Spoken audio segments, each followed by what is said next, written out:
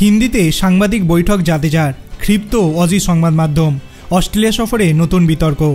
মেলবোর্নে ভারতীয় দল পৌঁছানোর পর থেকেই অস্ট্রেলীয় সংবাদ মাধ্যমের সঙ্গে হঠাৎই ক্রিকেটারদের বিবাদ তৈরি হয়েছে।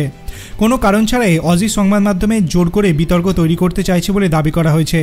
শনিবার রবীন্দ্র জাদেজা সাংবাদিক বৈঠক করেছেন হিন্দিতে।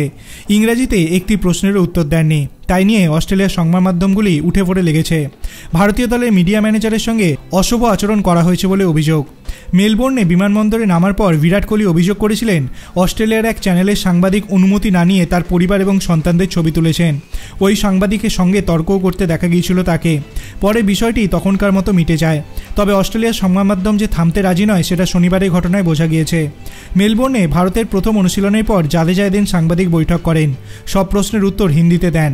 তিনি উঠে যাবেন এমন সময় এক অজি সাংবাদিক অনুরোধ করেন একটি প্রশ্নের উত্তর ইংরেজিতে দিতে। ভারতের মিডিয়া ম্যানেজার জানান, হাতে সময় নেই, টিম বাস অপেক্ষা করছে জাদেজার জন্য। তিনি জানান, সাংবাদিক বৈঠকটি আয়োজনই করা হয়েছে মূলত ভারতীয় সাংবাদিকদের জন্য, যারা প্রায় প্রত্যেকেই হিন্দি জানে। কিন্তু অজি সাংবাদিক মানতে রাজি ছিলেন না। তিনি ভারতের মিডিয়া ম্যানেজারের সঙ্গে তর্ক জুড়ে দেন। এমনকি বিসিসিআইকে অপেশাদার সংগঠন বলে অভিহিত করেন। ঘটনাটি মোটেই ভালোভাবে নেননি ভারতীয় সাংবাদিকরা। ভারতীয় দলও ক্ষিপ্ত।